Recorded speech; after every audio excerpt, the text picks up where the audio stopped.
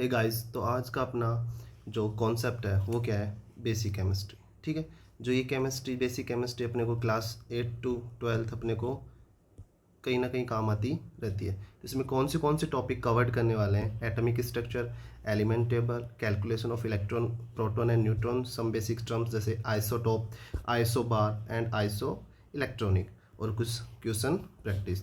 तो सबसे पहला जो पॉइंट डिस्कस करेंगे, टॉपिक डिस्कस करेंगे, वो करेंगे एटम। कि एटम होता क्या है? किसी भी सब्सटेंस का सबसे स्मॉलेस्ट पार्ट क्या होता है? अपना एटम होता है। ठीक है, और एक एटम जो होता है उसमें 3 सब पार्टिकल्स होते हैं। कौन से? इलेक्ट्रॉन, प्रोटॉन एंड न्यूट्रॉन, जिनकी लोकेशन क्या होती है, इन पे चार्ज क्या होता है, ये आगे डिस्कस करेंगे। तो जैसे ये अपना एक एटम है, इसमें जो ऑर्बिट्स में जो सर्कल ऑर्बिट्स हैं, इनमें जो घूम रहे हैं वो कौन है? इलेक्ट्रॉन। जो कैसे होते हैं? नेगेटिवली इलेक्ट्रिकल चार्ज होते हैं। जो अपने सेंट्रल न्यूक्लियस में है वो कौन है? Proton and neutron. ठीक है, ये क्या है? न्यूक्लियस। इसमें कौन से होते हैं? Proton and neutron. प्रोटॉन कैसे होते हैं? पॉजिटिव चार्ज होते हैं, जबकि न्यूट्रॉन कैसे होते हैं? न्यूट्रल, या इसको बोल सकते हैं नो चार्ज। ठीक है, इनके ऊपर कोई चार्ज नहीं होता है। अब इसमें देखते हैं जो प्रोटॉन, न्यूट्रॉन एंड इलेक्ट्रॉन है, इनका मास क्या होता है और इन पे चार्ज क्या होता है। तो प्रोटॉन पे जो मास होता है 1.67 इंटू 10⁻27 kg में होता है। ठीक है, न्यूट्रॉन पे भी सेम चार्ज होता है प्रोटॉन जितना, एंड इलेक्ट्रॉन पे जो चार्ज होता है वो होता है 9.11 इंटू 10⁻31 kg में होता है। ठीक है, चार्ज देखें तो चार्ज प्रोटॉन पे कितना होता है? +1.6 इंटू 10⁻19 कूलाम। ठीक है, जबकि न्यूट्रॉन पे कैसा होता है? नो चार्ज, जीरो चार्ज होता है इस पे। और इस पे इलेक्ट्रॉन पे कैसा चार्ज होता है? नेगेटिव चार्ज होता है। ठीक है, नेगेटिव में वैल्यू होती है ये वैल्यू जो होती है अपनी नेगेटिव में होती है। ठीक है, वो कितनी होती है? सेम प्रोटॉन जितनी चार्ज इस पे होता है 1.6 इंटू 10⁻19 कूलाम होता है।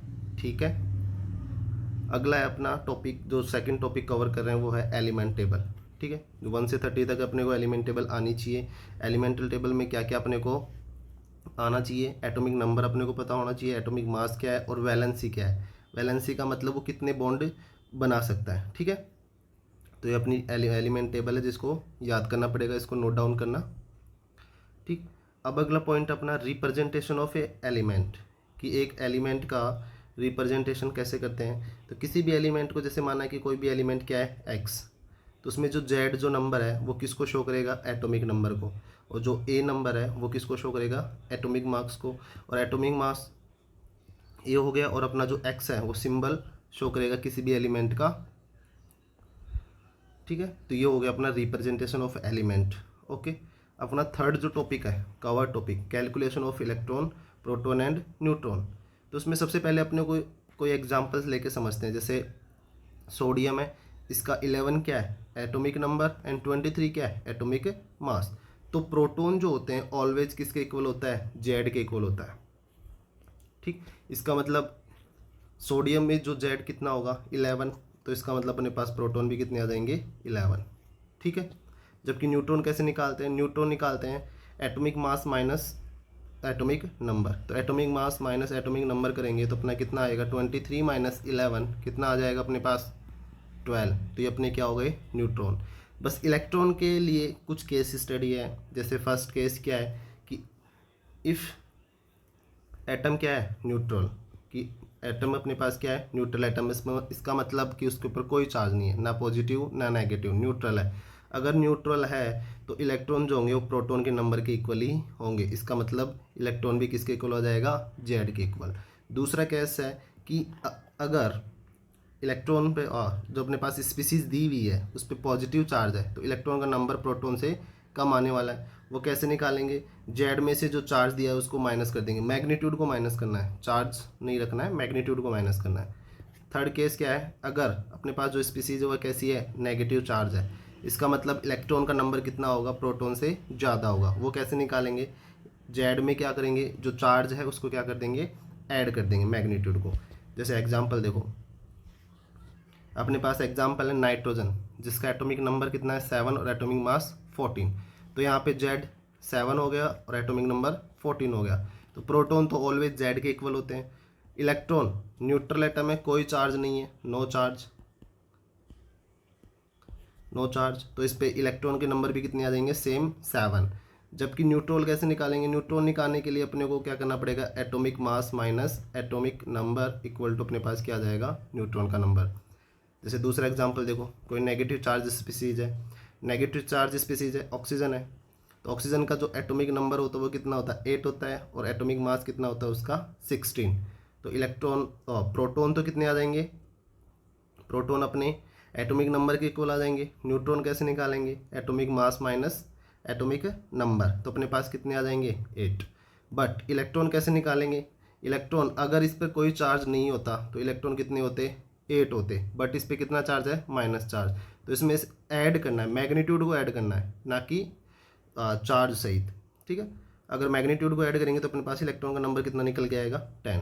ठीक है, तो ये अपना हो गया थर्ड टॉपिक। फोर्थ टॉपिक है अपने आइसोटोप, कि आइसोटोप्स क्या होते हैं, आइसोटोप होते हैं कोई भी स्पीसीज जिसमें एटॉमिक नंबर सेम हो बट उसका एटॉमिक मास क्या होना चाहिए, डिफरेंट होना चाहिए। जैसे हाइड्रोजन के 3 आइसोटोप होते हैं, 1H1, 1H2, 1H3, protium, deuterium and tritium. ये प्रोटियम, ये ड्यूटेरियम एंड ये ट्राइटियम। तो इसमें देखो एटॉमिक नंबर सेम है बट एटॉमिक मास क्या है, अलग अलग। दूसरा एग्जांपल नाइट्रोजन का देखो, नाइट्रोजन में भी एटॉमिक नंबर सेम है, ठीक है, बट मास अलग अलग है। ये नाइट्रोजन के आइसोटोप हो गए। दूसरी टर्म अपने पास आती है आइसोबार। आइसोबार में क्या होगा, एटॉमिक मास तो सेम होगा, ठीक, बट एटॉमिक नंबर क्या होगा, अलग अलग। तो ये हो जाएंगे अपने आइसोबार। थर्ड टर्म है आइसो इलेक्ट्रॉनिक। आइसो इलेक्ट्रॉनिक का मतलब है एटम्स या मोलिक्यूल या फिर आयंस जो सिमिलर नंबर ऑफ इलेक्ट्रॉन रखते हो। जैसे देखो ये एटम है सिलिकॉन, 14 इलेक्ट्रॉन है। ये मॉलिक्यूल जिसमें कि कितने हैं, 14 इलेक्ट्रॉन है। ये अपने पास एक कंपाउंड हो गया, इसमें कितने हैं, 14 इलेक्ट्रॉन। और ये अपने पास एक नेगेटिव चार्ज आयन हो गया या कंपाउंड हो गया, उसमें भी कितने इलेक्ट्रॉन है, 14 इलेक्ट्रॉन। तो ये अपना आइसो इलेक्ट्रॉनिक हो गया। आइसो इलेक्ट्रॉनिक का सीधा सीधा मतलब है कि सिमिलर नंबर ऑफ इलेक्ट्रॉन होने चाहिए।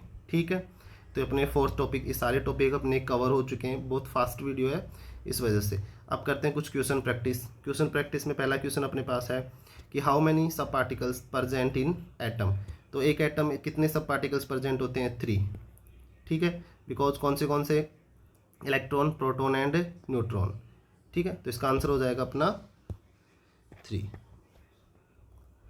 देखो दूसरा क्वेश्चन अपने पास क्या है, विच सब atomic particle have negative charge. तो नेगेटिव चार्ज कौन रखता है, इलेक्ट्रॉन। अपने को पता है कि इलेक्ट्रॉन कैसा होता है, नेगेटिव चार्ज। प्रोटॉन कैसा होता है, पॉजिटिव। Neutron no charge. और इलेक्ट्रॉन कैसा होता है, नेगेटिव चार्ज। तो कौन सा आंसर हो जाएगा, 3rd। ठीक है, अगला क्वेश्चन है कि mass of proton in KG. KG की टर्म में मास ऑफ प्रोटॉन कितना होता है, 1.67 इंटू 10⁻27। कौन सा आंसर हो जाएगा अपना, सेकंड आंसर हो जाएगा। फोर्थ क्वेश्चन क्या है, mass of aluminium, potassium, calcium respectively. तो अपने को इनके मास नंबर पता हो, इसके लिए अपने को टेबल याद होनी चाहिए, एलिमेंट की टेबल जो 1 से 30 तक तो मिनिमम होनी चाहिए। 8 to 12 1 से 30 तक तो होनी चाहिए। तो एल्यूमिनियम का मास कितना हो जाएगा, 27, पोटेशियम का 40 और कैल्शियम का 40। तो कौन सा आंसर हो जाएगा, फर्स्ट आंसर हो जाएगा। ठीक है, अगला क्वेश्चन है number of electron, proton and neutron किसमें, एल्यूमिनियम में निकालने हैं अपने को। तो एल्यूमिनियम का जो एटॉमिक नंबर है वो कितना है, 13। तो प्रोटॉन कितने हो जाएंगे, 13। और इस पर कोई चार्ज नहीं है तो इलेक्ट्रॉन भी कितने हो जाएंगे, 13। और न्यूट्रॉन कितने हो जाएंगे, 27 - 30 = 14। तो ऐसा आंसर कौन सा है अपना, आंसर बी। ठीक है, आइसोटोप हैव। आइसोटोप क्या होते हैं, same number of same atomic mass हो उनका और नंबर डिफरेंट होनी चाहिए। तो पहला ऑप्शन तो कट हो गया, same atomic number different mass, इसका मतलब इसका आंसर हो जाएगा बी। Thank you.